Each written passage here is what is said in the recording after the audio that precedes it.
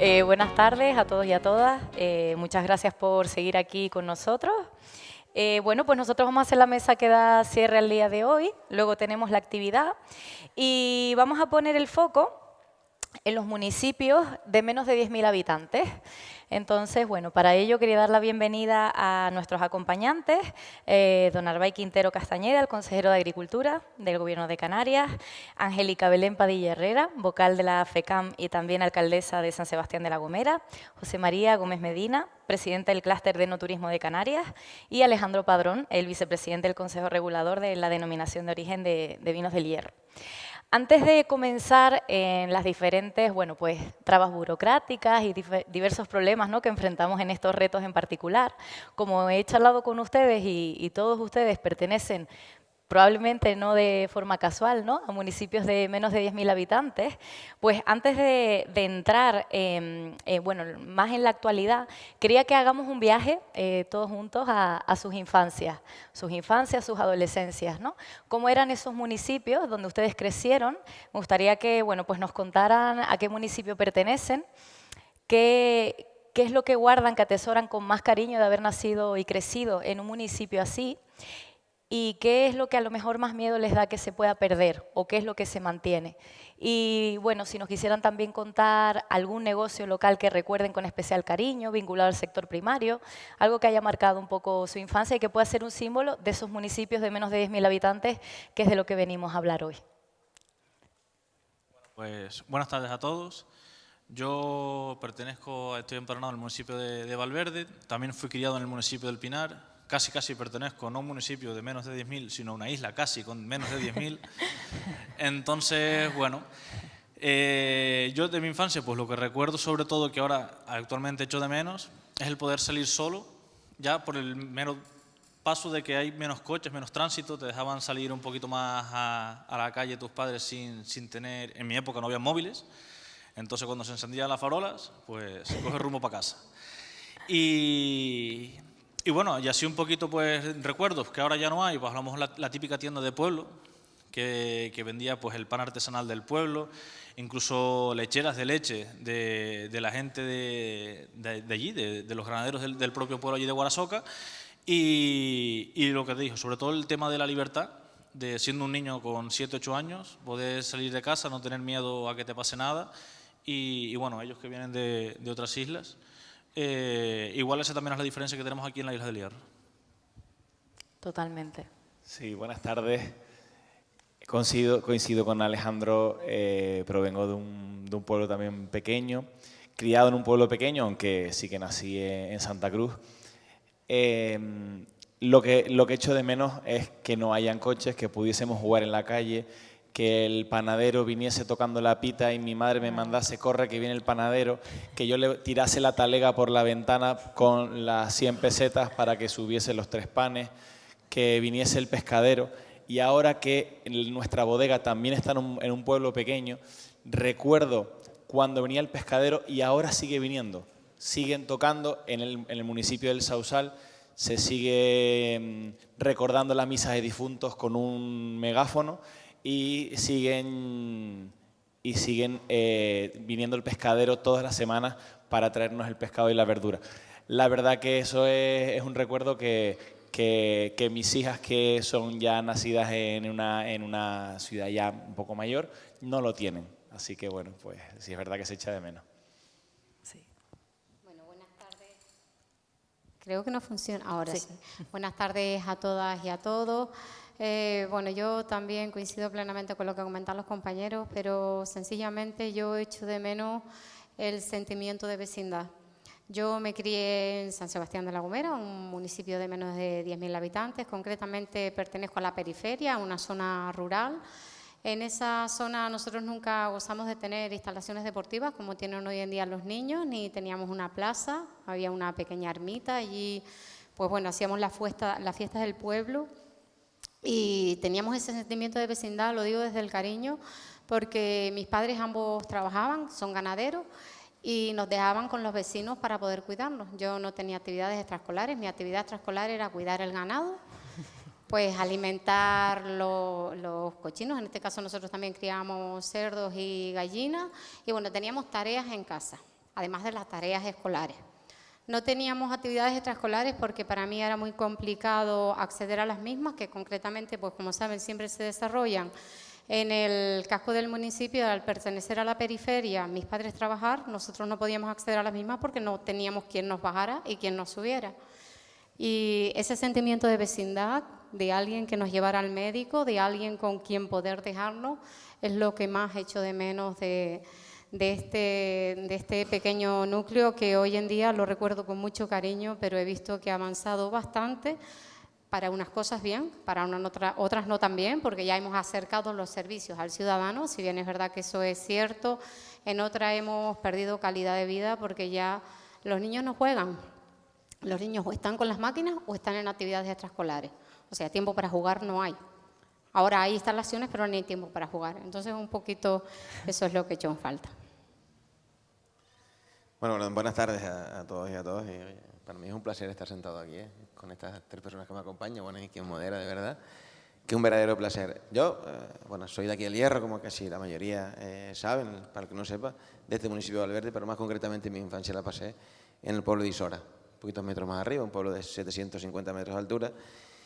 Y yo echo de menos una cosa, pero valoro otra. Echo de menos estar en la calle, se los digo, los niños y las niñas. Yo creo que el alcalde eso lo decía antes, íbamos a clase y cuando veníamos, o hacíamos actividades en el campo, nuestros abuelos, nuestros padres, siempre, casi todos, y todas tenían alguna actividad, unos de manera profesional y otros para la alimentación familiar. Al final todos tenían una huerta, todos tenían una cabrita o dos cabritas para hacer el queso, todos tenían una huerta donde plantábamos y esa parte. Pero yo de menos estar en la calle, porque antes, yo recuerdo perfectamente cuando llegábamos de clase a las 3 de la tarde, cuando estudiábamos aquí en Valverde, y la guagua nos tenía que llevar a Isora otra vez, comíamos en el colegio pero nos llevaba, y a partir de las 4 de la tarde íbamos a casa, hacíamos la tarea y ya salíamos a la calle, a inventar, a imaginar. Hoy en día, y no digo que sea malo y sea bueno, habrá que contextualizar todo, ¿no? Pero yo tengo unos hijos de 10 y 12 años y están todo el día intentando, si no se los quito, con el móvil o con la máquina. Y también es bueno las nuevas tecnologías, pero yo echo de menos esa imaginación de cómo jugábamos antes, cómo nos inventábamos, cómo cogíamos un palé, le poníamos 4 ruedas y nos lanzábamos por la calle abajo. Eso hoy no se hace. O si se hace, después tenemos que tener un plan de seguridad, ir a sanidad a que lo aprueben, entonces ya, peor todavía, ¿verdad? Bueno, entonces ya sí, exactamente, con casco, con coderas, porque si no, o eres mal padre o te denuncia algún vecino. Bueno, pues echo de menos eso, ¿no? Hay unos vídeos por ahí muy famosos que dicen, en los años 80, en los años 90, ¿no? Los niños ahí que se estallaban, se levantaban, y hoy, si pasa eso, una tirita, cuidado, no te ensucies, no juegues con la arena, no salgas cuando llueve. Echo de menos eso, ¿no? Un poquitito eso. Pero después sí tengo que decir que lo que decía la alcaldesa, lo de la vecindad, yo en mi pueblo de Isora afortunadamente lo sigo teniendo.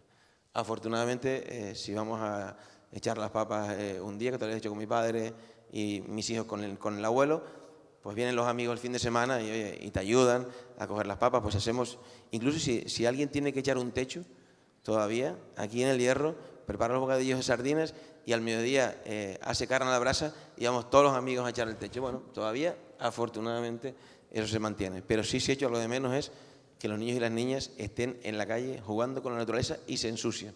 Eso echo de menos. Qué bonito, ¿no? Creo que muchas nos podemos sentir bastante representadas. Yo también, yo soy de Granadilla Casco, entonces, bueno, también es como un municipio de menos de 10.000 habitantes dentro de un municipio que es muy grande. Y tengo esos recuerdos también, ¿no? De pues, jugar en la calle, la libertad, que venga el panadero. Entonces, bueno, pues infancias muy conectadas con la libertad, con la comunidad y con el sector primario, ¿no? Todos lo han relacionado con el sector primario, con la ganadería, con ir a coger papas, ¿no? Con el pescado. Pues bueno, teniendo ahora ya esa foto, ¿no? Ya nos podemos hacer todos muy bien una imagen de qué tipo de municipios estamos hablando. Y así vamos a entrar un poco más en qué podemos encontrar hoy en día en este tipo de municipios vinculados al sector primario, ¿no? Por ejemplo, teniendo en cuenta la baja población de este tipo de municipios, un problema o un reto que podemos tener es la falta de personal, ¿no?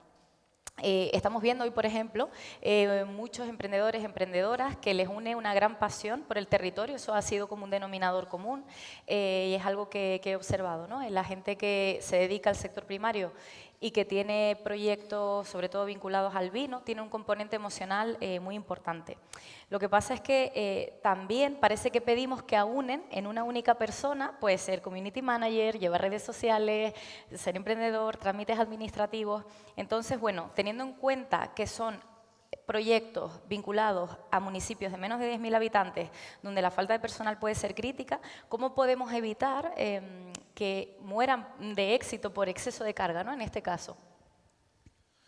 Bueno, pues al final el tema de la falta de personal, yo que creo que soy el viticultor más joven de la isla y bodeguero también, al final los amigos te echan una mano en momentos clave de vendimia, de ir a catar, ahí se apuntan todos, eso ahí no falla ni uno, pero es verdad que después a la hora de tú conseguir a alguien para los 2 o 3 meses de poda, para ir a dar un tratamiento, ahí sí cuesta más, sobre todo porque nadie se dedica al sector de la viticultura profesionalmente aquí en El Hierro, y bueno, es la carencia que tenemos aquí. ¿Formas de atraer a los jóvenes? Pues yo creo que incentivándolos, o por lo menos ayudándolos con un poquito menos de burocracia a la hora de profesionalizarse, pero al final el tema de la tradición familiar que hay aquí vinculada a la isla del Hierro es bastante importante para que alguien herede una finca, no quiera dejarla perder y por lo menos sacarle mucho más rendimiento o hacerla crecer un poquito más. Entonces, bueno, son carencias que a uno le echan para atrás siendo joven, por ejemplo, también la falta de recursos hidráulicos. Hay muchas fincas, muchas parcelas en diferentes zonas de la isla que no nos llega el agua. Entonces dice, pues si no me llega el agua y con los tiempos que estamos teniendo, con excepción de este año, pues no me vale la pena ni siquiera invertir dinero en esa finca. Entonces, bueno, son cositas que a uno no le entra la iniciativa por emprender. Es lógico, de hecho en el siguiente punto hablaremos de esos trámites, sobre todo burocráticos, esas barreras que pueden enfrentar, pero muy, muy bien apuntado. Nosotros en Tenerife, salvo en el municipio de Vilaflor, que es un municipio de menos de 5.000, donde sí que tenemos los trabajadores que están en la finca, sí son de ahí, son de Vilaflor, salvo ahí sí que tenemos bastante movilidad, porque una persona que viva en Icod de los Vinos, por ejemplo, puede trabajar en el Sausal, aunque tenga que estar 1 hora de cola por la mañana. No tenemos ese problema. Para mí, sobre todo, viendo las dificultades que nos encontramos con la profesionalización del campo, es que tengamos en cuenta que el refranero español, zapatero a tus zapatos. Entonces, si yo lo primero que me digo es, José María, no lo puedes hacer todo, no puedes estar en la finca, no puedes estar en la bodega, no puedes ser el community, no puedes ser el contable. No.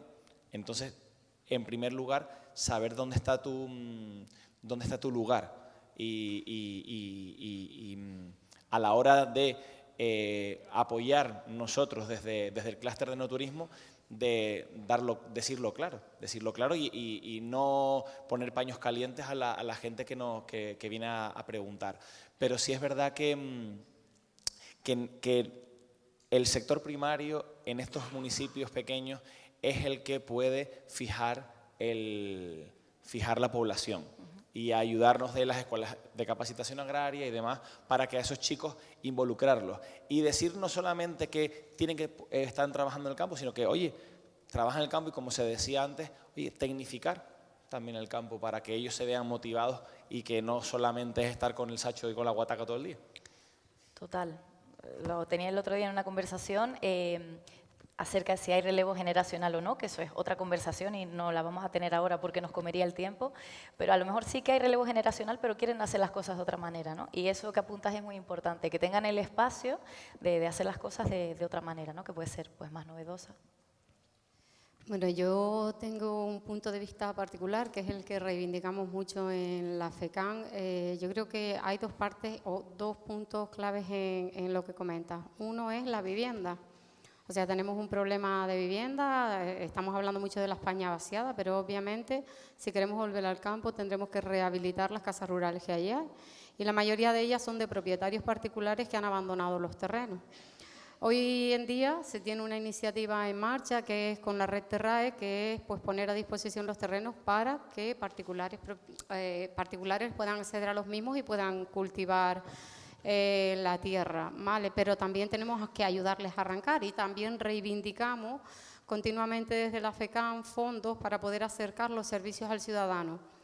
Ya tenemos una iniciativa puesta en marcha en el municipio de San Sebastián de la Gomera, no porque sea la alcaldesa, sino porque como lo he vivido de primera mano, pues lo que hemos hecho es abrir oficinas, puntos de oficina, un día a la semana, se va por los barrios y se va asesorando. Entonces, en función de las necesidades que nos vayan trasladando los vecinos, las vamos acercando a las oficinas. Normalmente el mundo rural lo mueve en La Gomera, Aider. Nosotros comentábamos, bueno, antes la compañera Jennifer, que tuvimos la oportunidad de escucharla a través de ellos, tienen la sede en Vallehermoso, pero es verdad que cuando se les pide ayuda, pues ellos están en el lugar que tienen que estar, o sea que se mueven de la oficina. Entonces yo creo que se dan dos variables, una de ellas pues es la vivienda para poder anclar población, poder motivar a la gente a que vuelva al campo porque ellos quieren volver.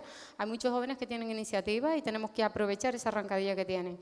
También tenemos que darle las herramientas para que pueda hacerlo y tenemos que facilitarles el camino. Como se les facilita el camino es asesorándonos en el terreno y para eso hay que llevar los servicios allá donde se necesite. Sí, bueno, es verdad que yo creo que esta es una reflexión bastante amplia. Yo creo que a lo mejor tenemos que plantearnos que algo habremos hecho mal para llegar a este punto. Primero, dos cuestiones muy rápidas. A lo mejor la falta de personal o la falta de trabajadores. Es verdad que no es exclusiva del sector primario. Hoy en día vemos que hay una falta de trabajadores en muchos sectores de la sociedad. Hablamos incluso de la construcción, del sector servicios, etcétera. Pero es verdad que a lo mejor algo hemos hecho mal, ¿no? Porque al final no es normal, ¿no?, que lleguemos a este punto donde las personas no quieran, no se animen a trabajar.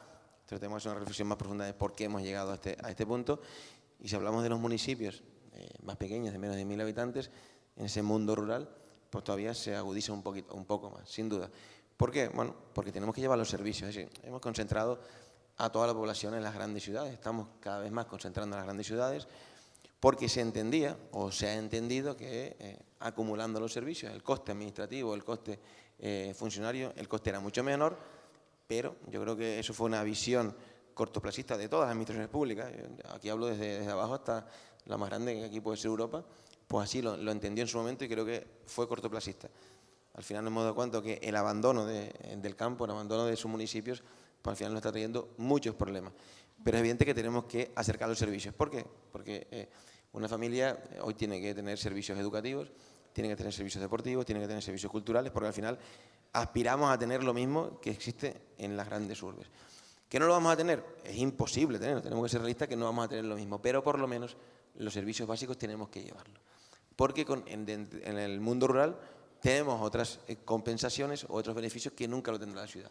Y yo creo que ahí es donde tenemos que complementar para que después, evidentemente la vivienda es uno de los problemas que tenemos todos, que se tienen ya en toda España, no solo en los municipios pequeños, sino ya en toda España, y tenemos que plantear qué hacemos con la vivienda, pero cómo hacerlo de una manera equilibrada para que todos, propietarios, los que son dueños y los que quieren arrendar, pues llegamos a un punto en común.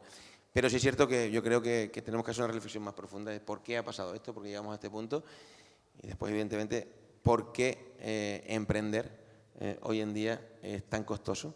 Porque cuando vamos a emprender una actividad económica dedicada al mundo rural, ¿por qué es tan costoso? Creo que tenemos que reflexionar donde estas personas, estas empresas y empresarios del mundo rural que crean economía y crean entorno, son los mayores que quieren conservar, porque viven de la conservación del territorio.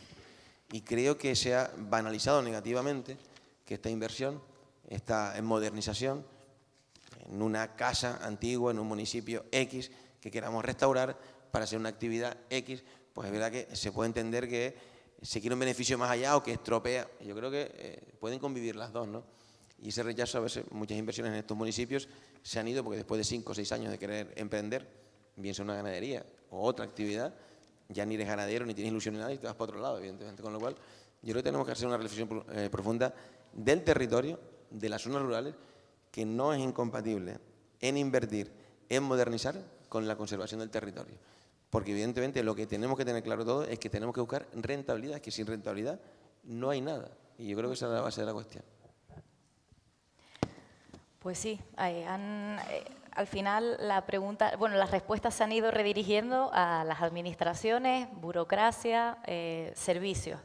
era evidente, ¿no?, que el tema de los servicios iba a salir en este tipo de municipios y también la burocracia, por supuesto. Entonces yo ahora les quería preguntar si tuvieran que eliminar un único trámite burocrático para una persona emprendedora que quisiera montar una experiencia no turística, por ejemplo, en Agulo o en Tinajo o en un municipio que ustedes conozcan bien, ¿cuál sería y por qué? Y es interesante porque ustedes pues van a aportar la parte, ellos van a aportar la parte más institucional, ¿no?, Angélica y Narváez, sin embargo ustedes pues probablemente también nos puedan aportar qué se encuentran en su día a día, cuáles son las principales trabas o qué detectan, o cuando hablan con compañeros, qué es lo que agradecerían que fuese más ágil para poder continuar con la emprendeduría. Vale, pues en mi caso, un caso real que me pasó hace 3 años, yo quería hacer una nueva plantación de viñedo en la zona alta del municipio del Pinar y casi tuve trabas con el técnico que estaba en ese momento por el tema de hacer los movimientos de tierras para hacer bancales, ¿vale? Yo tengo un 36% de pendiente. Entonces, la idea de uno, como dice Narváez, de buscar la rentabilidad es intentar mecanizar un poquito lo que se pueda del terreno. Pues el técnico me decía que al estar en un parque rural protegido, que no podía mover ni siquiera una piedra. Entonces, claro, eso ya era una traba. Y yo le puse el argumento de que también iba a generar paisaje, no iba a ser un edificio. Iba a plantar viñedo y encima, que con lo que voy a decir ahora, entró un poco en razón, mi viñedo está entre el monte de Pinar y el pueblo casi. Y yo lo que le dije es que iba a ser casi un cortafuegos natural, ¿vale? Entonces, a partir de ahí me dijo, bueno, si lo vas a plantar con este marco de plantación de que casi todo se vea viña y tal y cual, pues entró en razón, me dieron la licencia de movimiento de tierras y tal y cual. Para el tema de la bodega pasa casi igual. En la misma zona quiero ser también una bodega y yo siempre he dicho que si estoy en un entorno rural, en este caso un parque natural protegido, yo me tengo que adaptar también a ese entorno. Digo, la puedo hacer de la capacidad, más o menos, que la estimación de producción que yo quiero tener a lo largo de este proyecto y por fuera adaptarla pues al terreno. Que en esa zona hay pinos, pues bueno, pues tampoco voy a hacer ahí un desmonte grandísimo, pero sí la puedo forrar de piedra, que no sea llamativa al entorno, que saques una foto y digas, bueno, ahí hay una bodega, pero no resalta. Entonces, pues bueno, aquí creo que en el Hierro, en ese tema, pues estamos un poquito, porque al final casi toda la isla está protegida entre unas cosas y otras, menos en las zonas urbanas, por así decirlo. Efectivamente, ese es un tema que está presente en todas las islas, prácticamente. En Tenerife, por ejemplo, tenemos el 50% de la isla protegida. Pero lo que apuntas me parece realmente interesante porque en las administraciones a lo mejor tenemos una visión de conservación del territorio que es muy positiva. Yo considero que tenemos un territorio único y hay que protegerlo a toda costa. Pero a lo mejor hay que usar a la agricultura como una aliada. Lo que tú apuntabas del cortafuegos es muy interesante. De hecho, ya en la isla de Gran Canaria, con la ganadería, se está tomando esta visión, ¿no?, del territorio y cómo el ganado puede tener, bueno, y de hecho se está premiando, ¿no? Efectivamente.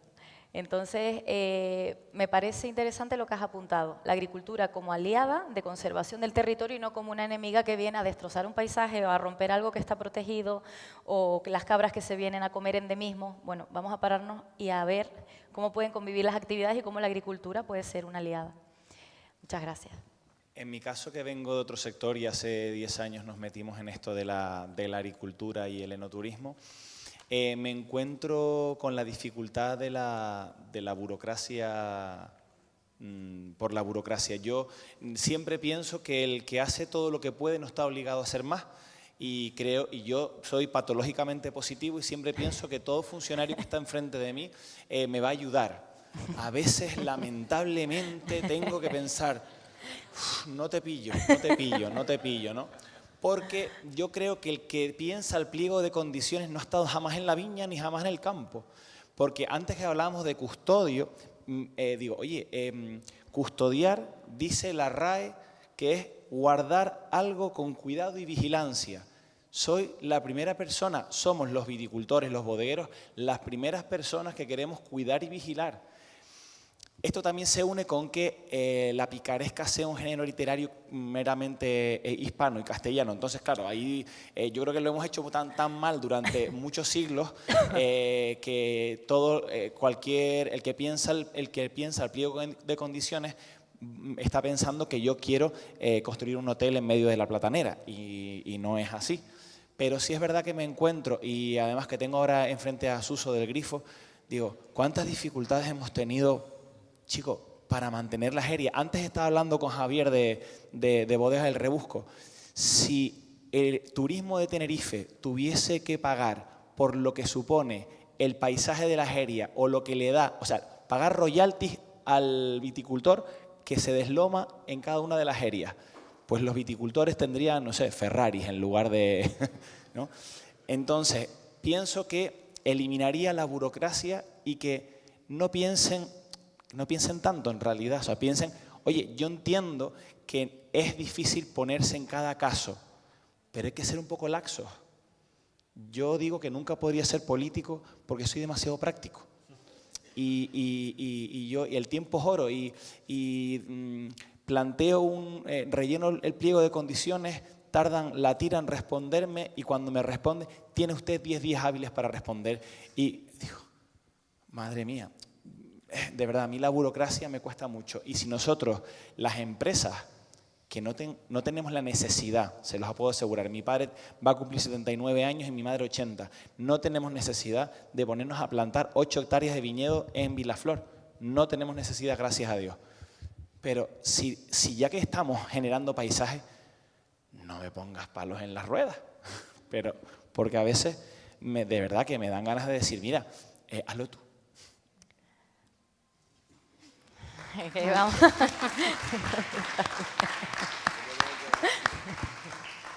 La verdad que no te falta razón en lo que comentas.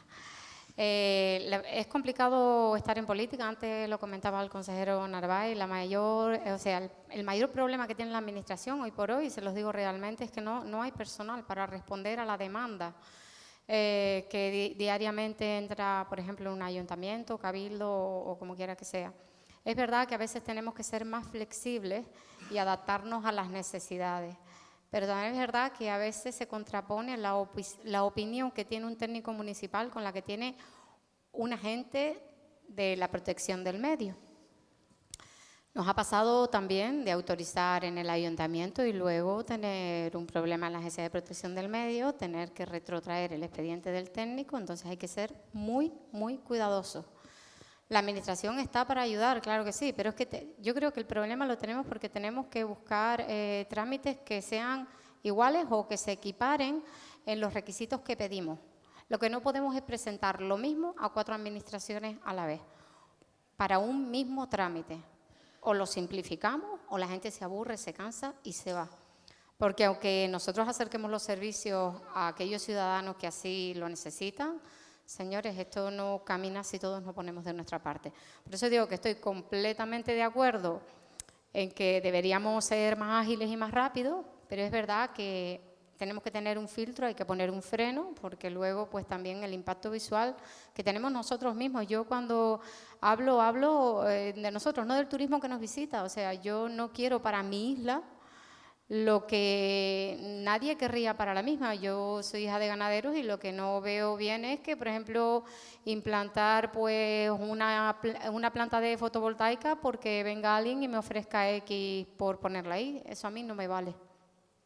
El terreno está para protegerlo, sí, pero dentro de la medida de la protección. Ahora estábamos discutiendo justamente pues agrovoltaica, para poderlo regular. Y bueno, yo que soy muy insistente con las normas, también digo que tenemos que tener cabida para todo.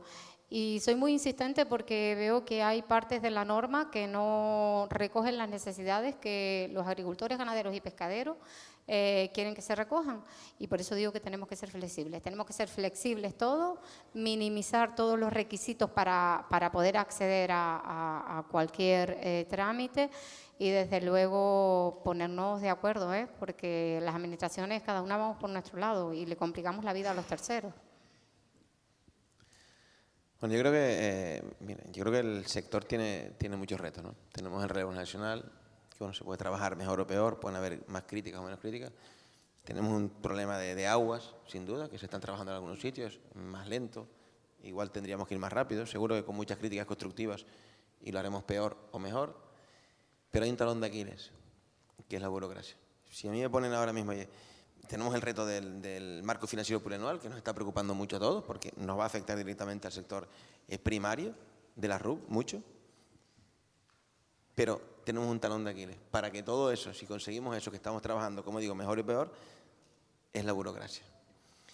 Y es verdad que tenemos que entender que no es fácil, es complicado, pero yo creo que antes han puesto dos ejemplos muy claros y reales, ¿no? Y es verdad que de alguna manera tenemos que simplificar, porque si no es que vamos a aburrir, ¿no? Yo puedo poner un ejemplo y una reflexión. El ejemplo, para que vean a dónde podemos llegar. Un ganadero tiene una explotación ganadera, pero esto es real, una explotación ganadera en un municipio X de Canarias. La tiene legalizada. Viene una normativa europea que es la Ley de Bienestar Animal. Y donde te decía antes que con 100 cabezas de ganado, tú tienes que tener 50 metros de sombra, yo lo tengo. Y ahora la nueva ley te dice, oiga, usted con 100 cabezas de ganado tiene que tener 100 metros de sombra. Y el ganadero incluso dice, bueno, vale, usted lo cambia, pues yo gasto mi dinero. Usted lo ha hecho, pues yo lo gasto. Pero voy a invertir. Pero pide la licencia municipal y dice, no, el plan general usted no puede. Pide la licencia insular, tampoco puede.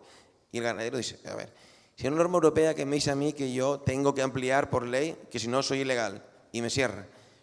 Pero después, evidentemente, los planes generales e insulares no están adaptados, ni siquiera el autonómico. No es una crítica a ninguna institución, es una crítica al modelo de la burocracia de muchas administraciones, y antes creo que la alcaldesa daba en el clavo, oye, definamos las competencias y una responsabilidad, sea el gobierno autonómico, sea el ayuntamiento, sea quien sea. Pero ¿qué pasa? Y el ganadero se encuentra en que, vale, usted me dice que ponga más metros y usted me dice que no puedo. Entonces, ilegal y tengo que cerrar. Y me cierra. Y encima, no puedo irme a otro lado. Porque no me dan la oportunidad, porque tardo 5 años. Entonces, ¿y qué hago yo en estos 5 años? Y esto es real, ¿eh? Esto, no me estoy inventando nada. Esto es real y ha pasado aquí en Canarias y en otras partes también, ¿eh? No es endémico de nuestras islas. En toda Europa pasa eso. Entonces, ¿cómo podemos ser tan incoherentes con nosotros mismos, ¿no? Y eso es una realidad. Porque antes en la mesa anterior hablaban algo muy, muy real, ¿no? Las leyes a veces las hacemos sin las particularidades, incluso las grandes, del pequeño. Somos muy, muy pequeños, medianos o pequeños todos, los agricultores o los ganaderos o los pescadores, pequeñas empresitas, y a veces tienen que ser ganaderos, ¿no? Tienen que ordeñar, tienen que cuajar, tienen que hacer la leche, tienen que hacer el queso, perdón, y después comercializarlo todo, y después meterse en internet para publicar en sus redes sociales. Es decir, y me dice un ganadero, señor consejero, y con toda razón del mundo, señor consejero, con toda la burocracia que usted me está exigiendo, cuando yo hago el queso, me dedico más tiempo a rellenar papeles que usted me obliga, que hace queso. Mire, pues entonces me voy a hacer administrativo y dejo la ganadería. Y es verdad, hombre, yo creo que este es el talón de Aquiles. Y de alguna manera tenemos que poner freno. ¿Por qué? Porque también creo que, y esto es parte de una crítica muy dura a la administración, a todas las administraciones, es verdad que no es fácil, porque a veces después te sientas tú con los que firman y es verdad que piensan que todos vienen aquí, todos los que emprenden, vienen a hacer un hotel en vez de una bodega o vienen a estafar con la ayuda en vez de hacerlo para mejorar, ¿no? Entonces, eso. Pero también es verdad que yo creo que hay que conservar el territorio. Creo que tenemos que luchar contra el cambio climático. Pero creo que en un momento determinado de esta sociedad europea se ha entendido que conservar el territorio, que luchar contra el cambio climático era expulsar a la agricultura y la ganadería de los territorios. Y es verdad, porque a mí me parece muy bien que tengamos un 80%, casi un 75% protegido en la Isla de Hierro, pero es que va a protegerlo quien lo protegió fueron los agricultores y los ganaderos que pastaban, que hacían pastos y que, como decía, que tú en las zonas intermedias entre la masa forestal y los pueblos plantabas y eran cortafuegos naturales. Y es muy complicado cambiarlo. Y tenemos que cambiar esa perspectiva que se ha tenido de que los ganaderos o los agricultores impactaban contra el medio. Es completamente contrario, ¿eh? Y esto que no se entienda como algo negativo, que no me importa el territorio. Creo que nos importa mucho, pero creo que los más que lo quieren conservar son los agricultores, porque entre mejor conservan la tierra, los viticultores entre mejor tierra tienen, mejor uva le dan, más cantidad de uva le dan, así que va en su beneficio. El ganadero, entre mejor animales tienes, entre más cuida el animal, más leche le da. Entonces, yo creo que se ha entendido. Y sin duda, y termino con esta reflexión, creo que el talón de Aquiles del sector hoy en día es la excesiva burocracia que tenemos para trabajar. Hoy en día, una persona, y esto me lo dijo una un hombre que lo vi hace muy poco, no aquí en el territorio. El padre era agricultor, y antes me lo comentaba alguien de mi equipo, fuimos a verlo, el abuelo era agricultor, el padre vendió, abandonó la finca, él ha querido recuperar la finca y el padre de agricultor se pasó a hotelero y él vino a recuperarla y dice, yo quiero ganar como agricultor, quiero ganar lo mismo que gana el hotelero. ¿Por qué no puedo ganar lo mismo? ¿Por qué no puedo ganar lo mismo con actividad complementaria? ¿Por qué no puedo hacer esto, una bodega visitable? ¿Por qué no que no impacte en el medio? ¿Por qué no lo puedo hacer? ¿No? Y eso yo creo que es la reflexión que tenemos que hacerlo todo. Y yo espero que tanto desde Europa hasta pasando el Ayuntamiento Cabildo como Gobierno Autonómico del Estado entendamos que tenemos que acabar o simplificar, no acabar, simplificar mucho la burocracia. Sí, sin duda, creo que un buen símil lo pusiste antes, Narváez, ni el palé con ruedas y a ver qué pasa, ni el plan de seguridad para, ¿no? para algo sencillo. Dos ideas que se han repetido, la agricultura como aliada del territorio y no como enemiga o potencial destructora del espacio protegido, eso fundamental, ha salido esa idea y por supuesto agilizar. Agilizar porque no podemos pretender que se pierdan proyectos que pueden poner en valor el sector primario por hartazgo, ¿no? Que gente con buenas ideas se quede en el camino porque simplemente no pueden aterrizar normativa europea y bueno, apuntaba el consejero el Plan General de Ordenación cuando hay. A veces lo que hay son unas normas subsidiarias escaneadas de los años ni se sabe, 60 a lo mejor, y es difícil aterrizar los proyectos en el territorio. Pero bueno, hay voluntad de que esto salga adelante. Hablando de fijar población y cómo el enoturismo puede convertirse en una actividad que ayude principalmente a las personas involucradas en el sector vitivinícola, pero siendo sinceros, sinceras, no podemos romantizar el sector al punto de no hablar de su rentabilidad. ¿Qué garantía estructural, cada uno de ustedes desde su ámbito, consideran, no hablamos de algo puntual, sino una garantía estructural que ofrece hoy en día un consejo regulador, el clúster, un ayuntamiento, el Gobierno de Canarias, para que alguien joven que emprenda, bueno, no tiene por qué ser joven, alguien que emprenda, no esté en 5 años siendo, bueno, pues una persona agotada por la burocracia, que esté, bueno, sino que tenga una misma calidad de vida, como habíamos mencionado, ¿no? Si se dedicara a otro sector. ¿Qué garantía estructural cada uno desde su ámbito creen que aportan o qué podrían aportar? Vale, yo creo que la mayor garantía, sobre todo dentro del sector primario, da igual que sea agricultura, ganadería o pesca, es tener pasión, pienso yo. Si no tienes pasión, este sector es muy difícil de sacar adelante porque empezar a emprender es bastante complicado, ¿vale? De ahí a meter gente joven, bueno, aquí tenemos la dificultad también en cuanto al enoturismo, pues el tema del turismo, ¿vale? La masa tan pequeña de turistas que tenemos. Y también el turista que viene, pues no se dedica, o yo te hablo de mi bodega, por ejemplo, cuando me llaman para hacer visitas, normalmente la mayoría son peninsulares, canarios son bastante pocos, y a lo mejor vienen a otro tipo de turismo, como es el buceo, el senderismo, no vienen o no se promociona el vino del hierro en llegadas a cruceros, en aeropuertos, ¿vale? Entonces a lo mejor no se le da ese toque de publicidad al producto. Pero también yo veo que el 90% de las bodegas que tenemos aquí en la isla no son profesionales, ¿vale? Normalmente los propietarios de las bodegas tienen su renta en otra actividad y la bodega es como su hobby. Entonces tampoco han querido meterse en ese sistema, por lo mismo, porque a lo mejor no tienen el tiempo suficiente para dedicarle a ello y dicen yo elaboro vino, con esto lo vendo, me basta y no me como la cabeza en otras cosas. Entonces, bueno, a lo mejor también las bodegas tenemos esa peculiaridad de que no estamos preparadas para el enoturismo en cuanto a capacidad de bodega, a una calidad de servicio, en resumen, ¿vale? Entonces, pues bueno, a lo mejor nosotros pecamos un poquito de eso. Nosotros en el clúster lo que entendemos es que el enoturismo y la actividad complementaria al campo es quizás la manera más fácil y rápida de convertir la tierra en dinero. Si yo compro una finca en el año 1 de mi producción, planto la finca, en el año 3 con suerte obtengo la primera cosecha, o sea que ya podría tener una finca un poco visitable en el año 3. O sea, es una barbaridad de tiempo, ¿no? Donde tengo que tener 3 años de pulmón para poder... En cambio, si yo genero una actividad, una actividad turística a esa, antes de tener el primer kilo de uva, ya puedo estar haciendo. Contando la autenticidad, porque la gente lo que quiere es lo que estábamos hablando esta mañana, lo que la gente quiere es la autenticidad. Y les cuento un caso particular. Yo hablo un poquito inglés, pero lamentablemente no le hice caso a mi madre y no estudié cuando debía. Entonces hablo un poquito inglés, me defiendo. Pero mi bodeguero no habla nada. Las visitas mejor valoradas de los turistas extranjeros son las que hace mi bodeguero, que no habla nada de inglés. ¿Por qué? Porque les cuenta todo desde la más absoluta raíz. O sea, es muy radical. Y entendiendo la radicalidad como irnos enteramente a la raíz.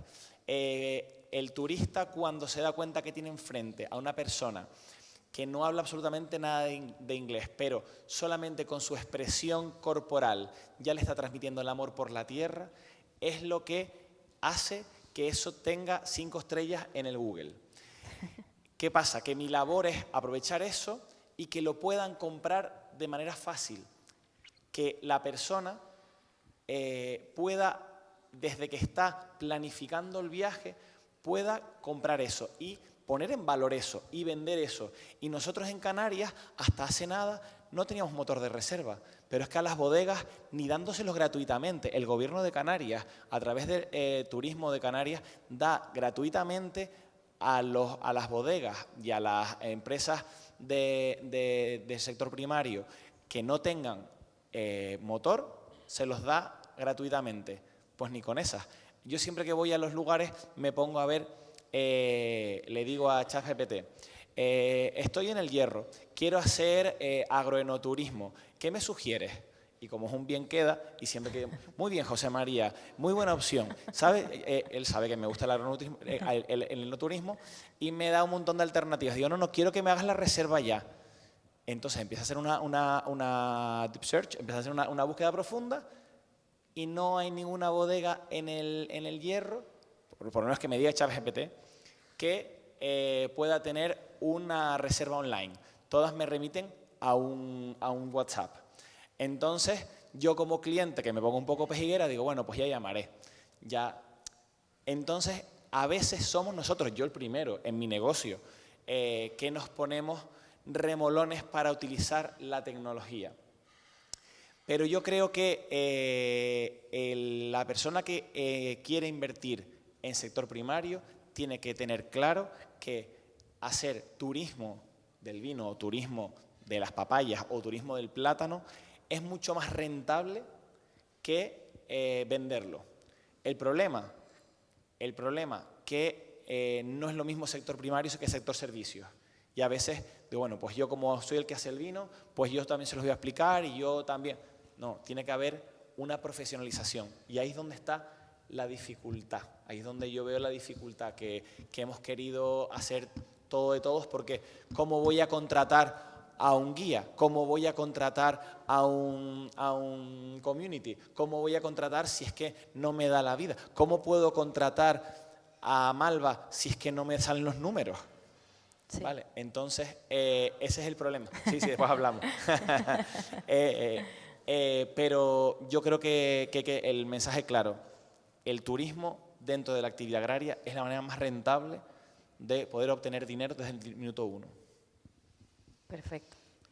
Bueno, yo tengo una visión particular de este asunto y sobre todo porque pienso que a la hora de iniciar un negocio y para que lo puedas tener más allá de 5 años, tú tienes que estar bien asesorado. Y cuando digo bien asesorado, no solo es en el inicio. El asesoramiento hay que hacerlo anualmente y continuamente. Para estar bien asesorado también hay que poner cada uno de su parte y tiene que estar bien formado. Porque como bien dice el compañero, no todos tenemos que saber de todo, pero si tienes un buen asesoramiento, tú sabrás dónde posicionar tu producto cuando lo hayas elaborado y no hace falta que tú seas el que lo venda, porque ya habrá gente que lo venda, pero claro, tiene que saber los canales que tiene para poder divulgarlo. Y en muchas ocasiones, cuando iniciamos un negocio, tenemos esa motivación, tenemos esa impulsividad, pero es que hay que hacer un estudio de viabilidad para saber si eso es lo que va a funcionar en ciertas zonas, señores. Lo que no podemos poner es un complejo hotelero en mitad de la periferia rural, cuando ahí lo que funciona sencillamente a lo mejor es reactivar el cultivo del plátano o de la papa y rehabilitar las casas rurales. Entonces, a veces pensamos en unos imposibles que no van a llegar a nada, y creo que la base de todo ello es porque estamos mal asesorados e informados. ¿Es verdad que la administración es lenta en contestar? Pues utilicemos los recursos que tenemos. Desde la FECAN se ponen múltiples formaciones a lo largo del año, además se mandan a todos los ayuntamientos, tenemos que hacerlas llegar. Y hacerlas llegar no es publicarlas en la página de los ayuntamientos o del cabildo. Hay que hacerlas llegar por megafonía, como comentaban los compañeros antes, como el pescadero que va a vender el pescado, porque los señores que la necesitan y las señoras que hoy en día emprenden están en los núcleos rurales y no les llega esa información. No nos olvidemos que las nuevas tecnologías y las nuevas herramientas están muy bien, pero aquí todavía en Canarias, señores, vamos a seguir utilizando a la antigua usanza lo que nos daba resultados. Y estamos perdiendo esas herramientas que son tan básicas y necesarias, que aunque nos parezcan que hoy en día no funcionan, siguen funcionando. O sea, hoy en día el panadero que sigue pasando por los pueblos y que gracias a Dios lo sigue haciendo, no tiene rentabilidad ninguna, lo sigue haciendo por un bien a la sociedad. ¿Qué tenemos que poner las administraciones? Pues para que eso se siga produciendo, pues pagar el combustible, porque a ellos no les sale rentable. ¿Cuántos panes puede vender un panadero en una periferia? 2, 3 panes, claro que no les sale rentable. Pero oye, es que la administración pública está para costear esos servicios, porque tenemos que acercar los servicios a los ciudadanos. Pero si nosotros pretendemos que los jóvenes emprendan, que creen una empresa, que tengan esa financiación para esos 5 años y que después ellos sigan solos y no les damos las herramientas, vamos abocados al fracaso. Entonces creo que el asesoramiento y la formación de todos aquellos que se inicien en este sector y aquellas que se inicien en este sector, que gracias a Dios hoy pues son muchas, no debemos de abandonarlos y debemos de seguir apostando por herramientas que parecen que están obsoletas, pero que son las que hoy por hoy siguen llegando a los vecinos. Bueno, yo creo que como administración pública, en este caso varias, pero más centrado en el Gobierno de Canarias, tenemos que acompañar todo esto con varias acciones. Creo que somos tenemos bastante responsabilidad en este asunto y tenemos que ejercerla. El asesoramiento y la formación yo creo que son fundamentales. Asesorar y formar, yo creo que es una base fundamental. Evidentemente, asesorar a aquellos, incluso, es verdad que nosotros tenemos una acción, no para todos, pero sí para los jóvenes que emprenden durante 5 años. Tenemos un asesoramiento técnico muy, muy importante, jurídico muy importante, que a veces falla, Le dijimos que no a un joven, con toda la anécdota, le dijimos que no a un joven con ese plan de 5 personas que tenemos, que son técnicos, ingenieros agrónomos, juristas, urbanistas, le dijimos que no a un joven, que su plan no era viable económicamente, porque entendemos una cosa, son fondos públicos, como ustedes saben la mayoría, damos hasta 100.000 euros el primer año de fondos propios, y los fondos de todos tienen que ser rigurosamente testeados y fiscalizados, porque no son de la consejería, no son del gobierno, no son de los ciudadanos. Pero el plan empresarial le dijo que no, y después él lo hizo, y salió adelante, y ahora le hemos dado la financiación, ¿no? Pero bueno, asesoramiento y formación es fundamental. Otro es ayudar a la modernización, a la investigación, a la transformación. ¿Por qué? Porque tenemos que buscar la rentabilidad en un mundo global, es decir, que las empresas cada vez puedan ser más rentables. Y la rentabilidad en sitios como Canarias pasa por ser más eficiente y más eficaz. Evidentemente, para competir en un mundo global donde no podemos competir en extensión, no podemos competir en mecanización, porque no podemos, porque somos así. Podemos competir en lo que se ha hablado durante todo el día de hoy, que es en la valorización, en un producto diferenciado, de calidad diferenciada, único, pero no podemos competir en estas cosas. Entonces tenemos que innovar, hacer investigación, ayudar a modernizar. Para mí eso es fundamental al sector. Ayudarle también a buscar nuevos mercados, nuevos nichos de negocio, nuevos mercados. ¿Cómo podemos hacer una visualización de lo que pasa en el mundo y cómo podemos buscar nuevos mercados? Y cómo se tienen que adaptar nuestras pequeñas y medianas empresas al consumidor. Porque hay algo básico, el consumidor cambia de hábitos de salud, hábitos de vida saludable, hábitos de consumo, y tenemos que adaptarnos también a esos hábitos de consumo. Pues antes se vendía de una manera, ahora se vende de otra, y tenemos que irnos adaptando a esos hábitos de consumo porque son fundamentales, porque al final nos debemos todos a un consumidor que lo que queremos es que nos compre nuestro producto al mayor precio posible, pero aparte que repita, porque es importante no solo venderlo una vez, porque venderlo una vez sí podemos engañar a alguien una vez, pero 2 veces no. Entonces, venderlo bien y que repita. Y por último, valor añadido, que yo creo que es lo que se trata de todo esto, sí, darle valor añadido al producto. Eso es fundamental. Eso es fundamental porque, oye, cuando nos dicen, pero ¿por qué vendes la botella de vino a 25 euros? ¿Pero por qué lo vale? ¿Por qué yo le voy a decir a un bodeguero que no vale la botella de vino a 25 euros? ¿Por qué alguien va a cuestionar mi trabajo? ¿O es que nosotros cuestionamos el trabajo de un chef, de un restaurante ahora que está muy de moda, y de 5 estrellas, que dice, oye, que cobra 200 euros el plato, 150? ¿Alguien cuestiona? No, ¿verdad? ¿Por qué cuestionamos? ¿Por qué nosotros mismos nos cuestionamos cuánto vale nuestro producto? Nuestro producto vale lo que vale, lo que le ponga el que lo produce, el que lo comercializa. Y eso tenemos que aprender también. Y tenemos que creernos eso, ¿eh? Tenemos que creernos. Y si lo vendemos, y lo vendemos todo, pues no me digas que lo baje, que a lo mejor lo subo. Pero que esa es la parte fundamental. Valor añadido. Porque antes hablaba de alguien, el agricultor, la ganadera, el pescador, el bodeguero, tiene que ganar dinero y tiene que tener 22 días mínimo de vacaciones. Y también tiene derecho a salir y a divertirse como todo el mundo. Y ese es el concepto para dignificarlo. ¿Para qué? Para que la gente joven diga, oye, yo quiero invertir en el sector primario porque es rentable. Porque aparte de vender la botella de vino, tengo una visita, tengo una actividad complementaria que hago con mi negocio y gano dinero.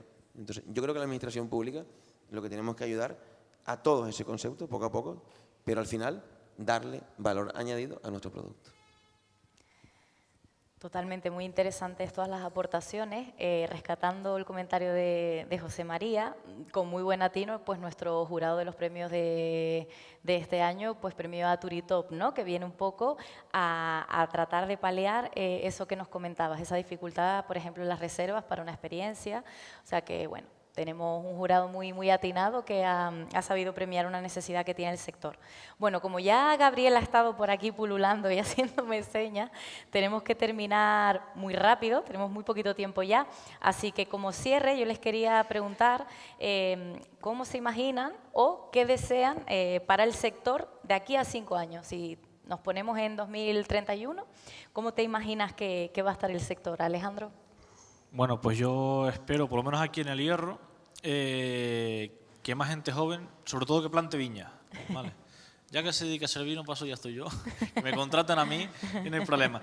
Pero que se dediquen a plantar viñedos es muy importante porque cada vez estamos teniendo más carencias y eso después va a repercutir también, ya no solo en el darnos a conocer, porque tú puedes dar a conocer, pero si no tienes vino que ofrecer, no estás haciendo nada. Que muchas veces nos pasa cuando vamos a ferias a la península, nos preguntan que dónde se pueden conseguir nuestros vinos y ya a las fechas que son, a lo mejor esa añada ya no nos queda y sino 4 o 5 botellas que mandamos a la feria para darnos a conocer, pero no podemos ofrecer ese vino.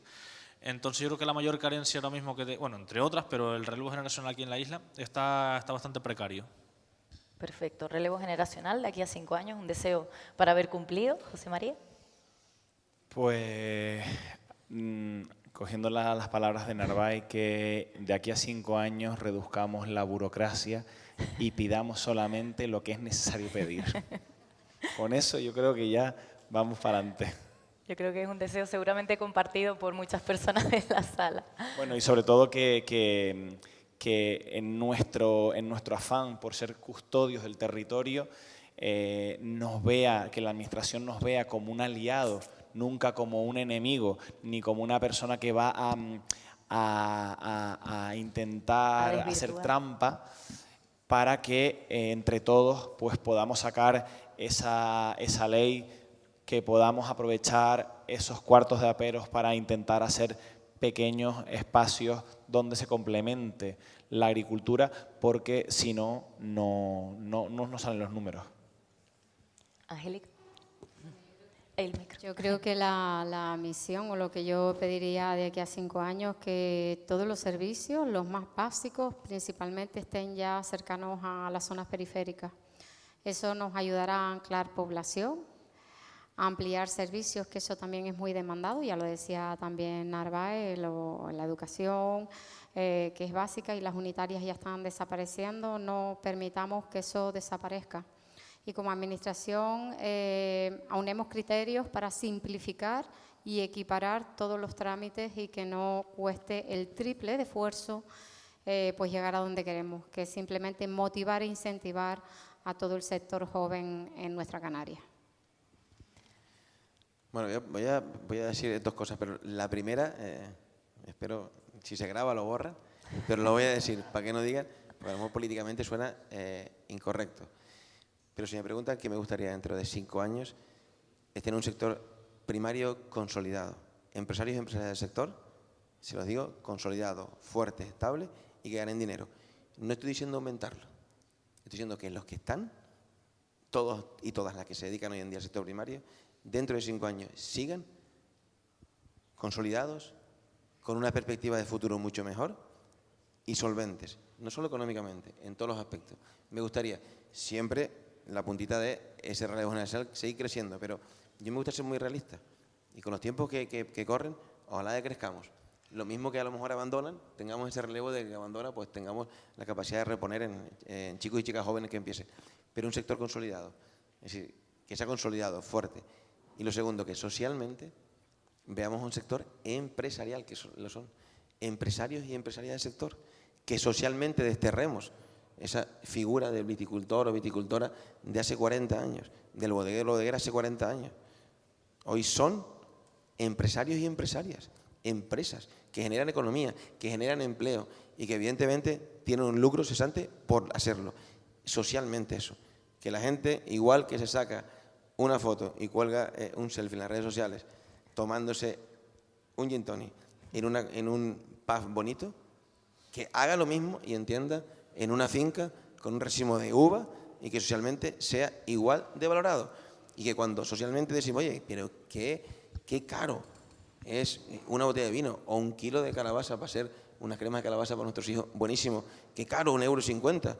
Esa misma persona sale, la hipocresía del ser humano es mucha, y lo digo, sale de decir que caro está 1,50 € el kilo de calabaza, mira tú, que te alimenta bien y sano, y sale. No tengo nada en contra de los capuchinos, pero no tomo café. Pero si tomo un capuchino en una cadena X, pague 5 € cuando el coste son 25 céntimos, y encima me saca una foto y lo publica y digo, mira qué capuchino más bonito. Oye, de 25 céntimos y estás dispuesto a pagar 5 y no eres caro, y el sector primario dice que es caro por algo que te alimenta bien. Pues esas dos reflexiones me gustaría verlas dentro de 5 años.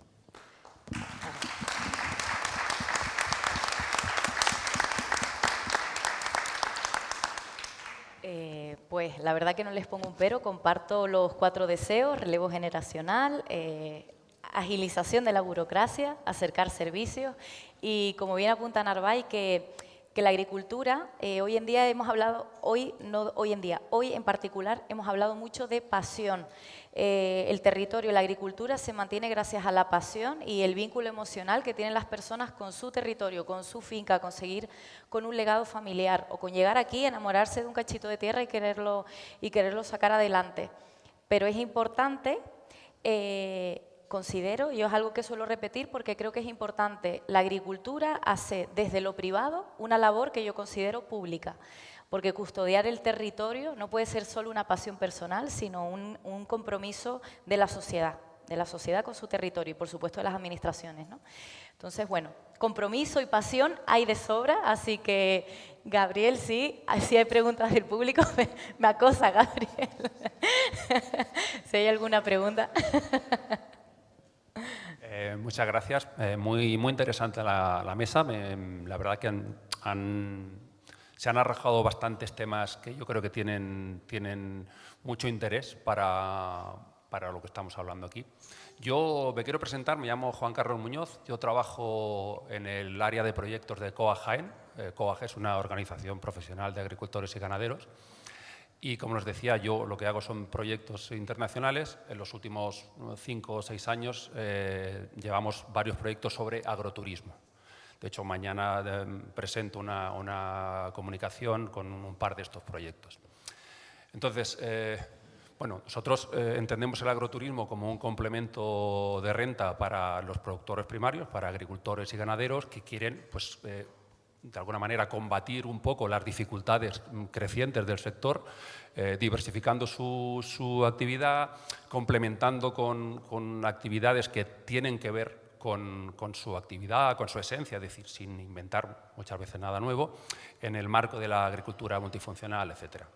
Les pongo en situación porque ha habido varios temas que de manera recurrente han aparecido, se ha hablado de emprendimiento. Nosotros con esos proyectos lo que hacemos es proporcionar formación gratuita para ayudar a los emprendedores rurales, a los agricultores, ganaderos, a que inicien negocios de agroturismo o incluso para reciclar, es decir, algunos que ya los tengan, que puedan con esa formación pues perfilar un poco su producto y redefinir su modelo. Y hay un elemento que me gustaría citar. Como ustedes saben, las competencias de turismo en España son autonómicas, por lo tanto tenemos 17 legislaciones sobre turismo rural. De esas 17, en 10, en el texto de la norma aparece el concepto de agroturismo, solo en 10. Entonces me corrigen, yo creo que Canarias no es una de ellas. En cualquier caso tenemos distintos modelos. Pero claro, el tema fiscal y tributario es competencia estatal. Por lo tanto, no existe, digamos, un epígrafe para el agroturismo, de tal manera que tenemos productores primarios, agricultores ganaderos, que se dedican a otras actividades que desde el punto de vista legal son consideradas independientes. Por lo tanto, ese beneficio que podrían tener los agricultores que están en un régimen simplificado de módulos, al tener otras actividades, se complica. Se habla de burocracia, de excesivo, decía la alcaldesa, hay que presentar 4 veces el mismo documento en 4 ventanillas. Verdaderamente, después de estos años de dedicándonos, investigando, conociendo un poco el sector, nos damos cuenta que verdaderamente a lo mejor el elefante en la habitación es ese. Es decir, que empezamos porque queremos, y aquí se ha hablado de bodega, de complementarnos, etcétera, pero al final vamos a chocar contra esa realidad. Y esa realidad es que a la hora de la verdad es muy complicado el emprender en agroturismo. Para empezar, porque muchas veces no tenemos un marco legal sólido, hay jurisprudencia contradictoria, es decir, sentencia de un tribunal diciendo que sí, que esto así, y sentencia de otro diciendo que totalmente contrario. Por lo tanto, evidentemente no tengo la solución, pero sí me gustaría, ahora que estamos a medio camino del encuentro todavía, que creo que es una reflexión interesante. Muchas gracias. Por contestar una puntualización. El año pasado celebrábamos el 250 aniversario de Bodega El Grifo. No sé cuánto tiempo de esos años la bodega ha estado visitable, pero fue el otro día que Turismo, el gobierno de Canarias, declara la actividad enoturística como actividad turística en un epígrafe particular. Y, o sea, ¿cuánto llevamos de retraso? Nunca es tarde si la dicha es buena, pero tela, ¿no?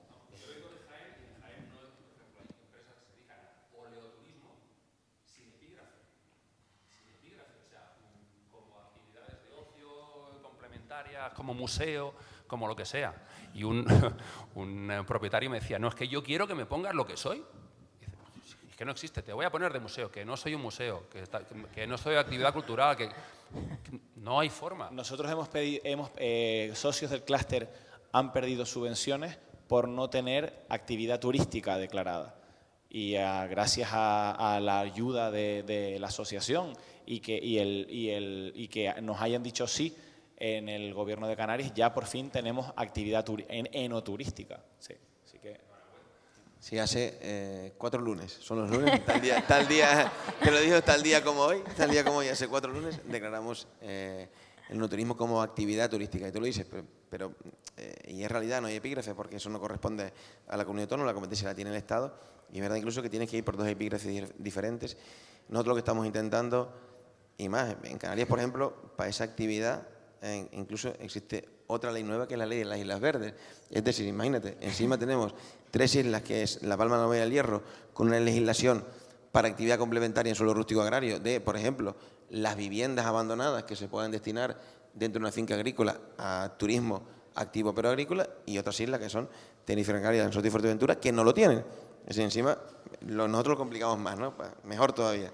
Pero es verdad que lo que se intenta es una ley agraria, que yo creo que es el fundamento que contemple todo.